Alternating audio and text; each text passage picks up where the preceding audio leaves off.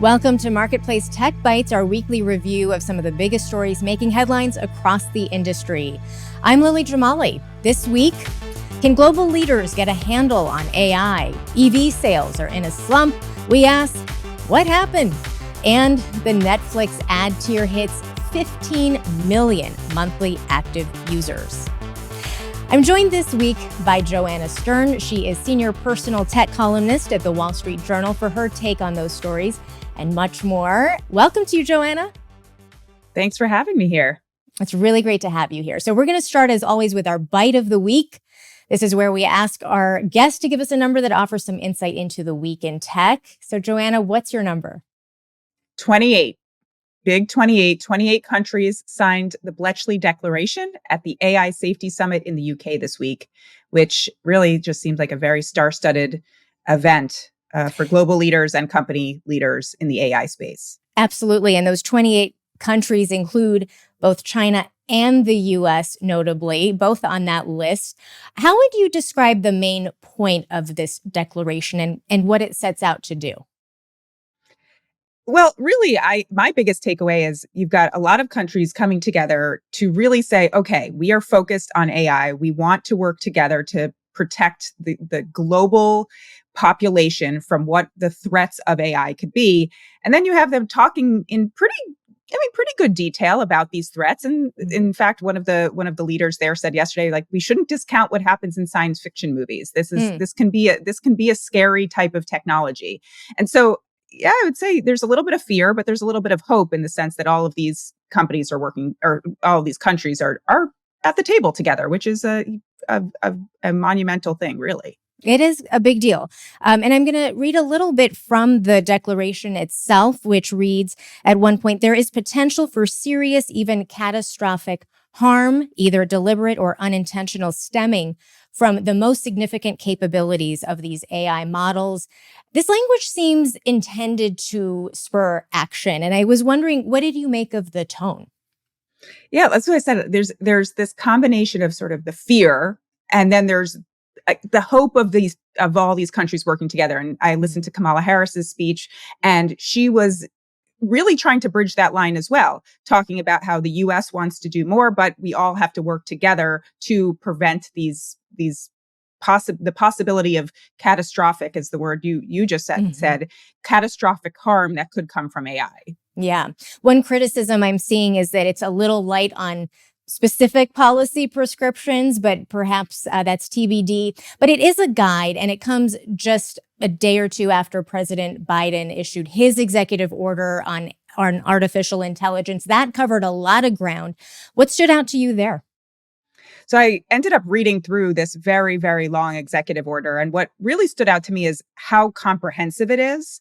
They are looking at so many different forms of regulation and rules around AI, from the models and making sure those are safe, the AI large language models that these companies are making, to how they could be used in terms of our safety and in terms of domestic security, and then even down to the sense of how we know what's real from fake, and looking at some of the watermark technologies. So there's a lot in this executive order, and I think that should come as it should be reassuring. I mean, the sense that the government has been paying attention to this over the last year. Really, it's been a year since ChatGPT hit the computers, or wherever we want to say, and people woke up to the potential excitement and fears around AI. Also interesting hearing President Biden talking about falling victim to some of these deep fakes of himself as he was making this announcement earlier in the week.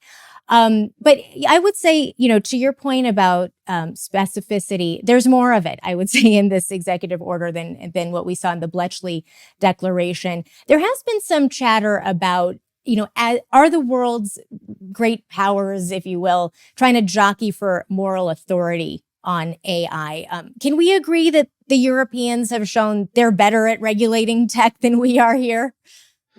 I think, well, yes, they are at least faster at regulating tech. Better, I think that there's, at least in the last number of months, been a lot of questioning around how those regulations can stifle innovation, how Mm-hmm. they can prevent certain types of technologies from actually being created. And so I think what I have heard a lot of technologists and those in the technology industry talk about this week is, does some of this go too far? Is this going to prevent some companies from being able to create the next big wave of the internet, or the next equivalent of the smartphone? And I think what those of us in the US, and Lily, you lived through this as well as I did, right? The fact that social media was not regulated, that so much of our culture and our society has been affected by that. And sure, now some of our lawmakers have caught up to that. We recently saw this lawsuit being brought against Meta, Mm-hmm. and the allegations around them, um, creating addictive products for children. I really think the government does not want to be in the situation that it was on social media. It does Yeah. not want to be. It does not want to look flat-footed. Well, a second one of these global AI summits is scheduled for 6 months from now in South Korea, with another to follow in France. We're going to transition to our second story. In a week when the UAW reached a tentative deal with automakers, we look at EVs. Sales are in a slump. Joanna, I have to say I was kind of surprised by this because we saw EV sales soar last year. This year there was still growth, but it's slowing down. Why do you think that is?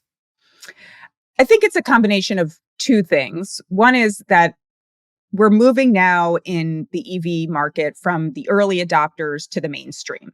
In fact, this year was the year I started covering EVs because I felt like it's starting to move from the people who are just super into the new way of driving and the new way of putting computers on wheels to everyone possibly thinking about getting an EV. And so I think that's one of the things that's happening here, right? The pent up demand. You got a lot of early adopters buying, and now it's okay, where's the mass market?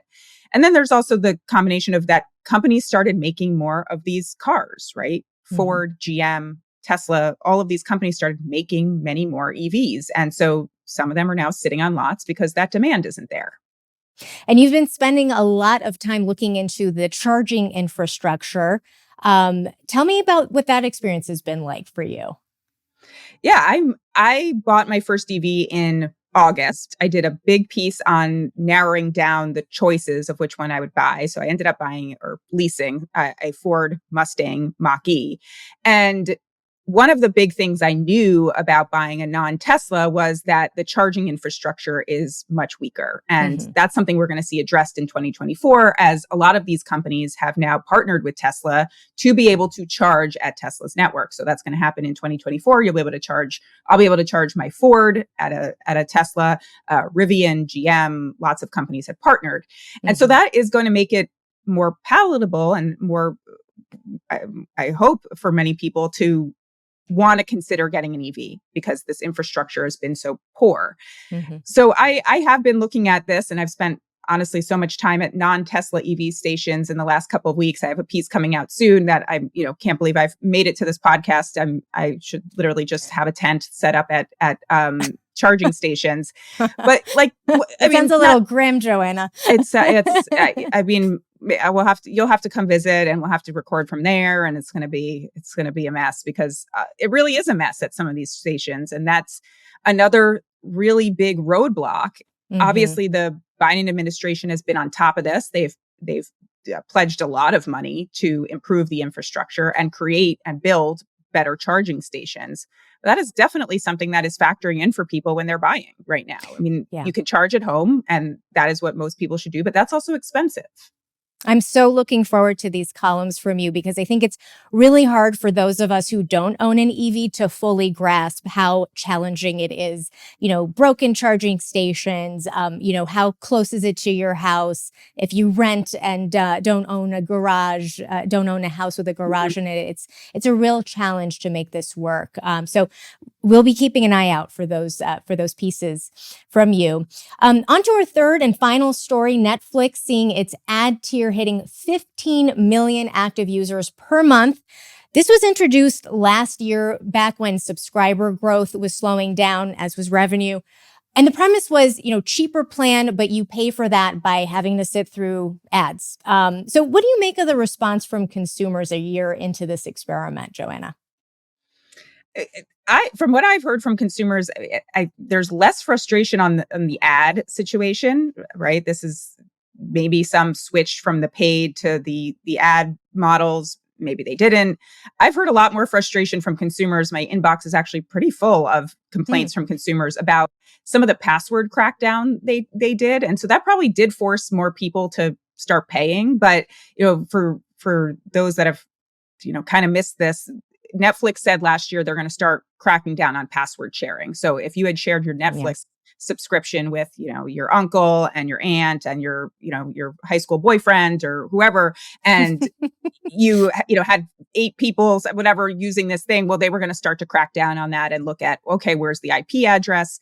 How many people are really watching on this account? And they really cracked down on that. So I've heard some complaints about that from people.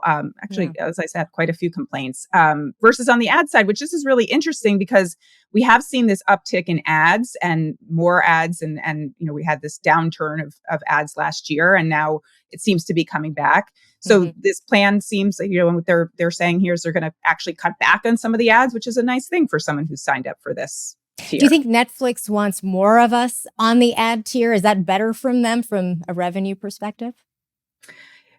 I think they probably still want the subscription. Like they probably still want some mix of you actually paying for the higher tier subscription plans. Those tend to, I would assume, be more profitable. But I think what they really want is they want more people paying, right? So the more they have, as I'm talking about these subscription folks, right? Like people got kicked out of these accounts. And so when they got kicked out, they wanted them to sign up for another account. They wanted them to sign up for the subscription. So, okay, let's make that ad tier more palatable for those people who were never paying. That's right. I actually did a story on the subscription crackdown, the password sharing crackdown in Philadelphia over the summer. And that really drove home to me these very complicated arrangements a lot of us have come up with, with like aunts and uncles and yes, old boyfriends with like multiple of these different streaming services. It gets very complicated very quickly. And my sense was, people were, we're going to be choosy. Okay, where's the content that I really need, not the stuff that's kind of playing in the background. So I think, perhaps some of those, more prestige, the streaming services that serve up more prestige content might have an edge there. It'll be interesting to see. My favorite part of this... Oh, sorry, but I also think it's about churn, right? That's the last thing they want is people unsubscribing every time, the show they've been watching is off, right? That's what so many of us have started to do. So they want to prevent that churn. So if they make that ad tier, again, more easier to watch and you're not watching as many ads, but you're still getting your content, well, that might stop you from canceling that subscription when, I don't know, whatever show you've watched on Netflix is over. Right. Well, here's my favorite part of this story. Netflix is going to start cutting down the ads if you are binging something. So, as somebody who recently binged the Beckham documentary, possibly more than once, I feel a little manipulated here. Right. But that's why it also might be after you finished watching that the Beckham documentary, you might actually say, okay, I didn't watch as many ads. I know you didn't get it this time, but next time you watch the documentary, okay, I'm going to stick with Netflix. I'm not going to just cancel after I've watched that documentary or series. Yeah. The deal here is they toss in an ad-free episode after you've watched 3 in a row. So much for productivity. Well, all that binging will be rewarded starting early next year. Joanna Stern, senior personal tech columnist at the Wall Street Journal. So great to have you here. Thank you. Thanks for having me. And thanks to all of you for joining us on Marketplace Tech Bytes Week in Review. Daisy Palacios produced this episode. I'm Lily Jamali. This is APM.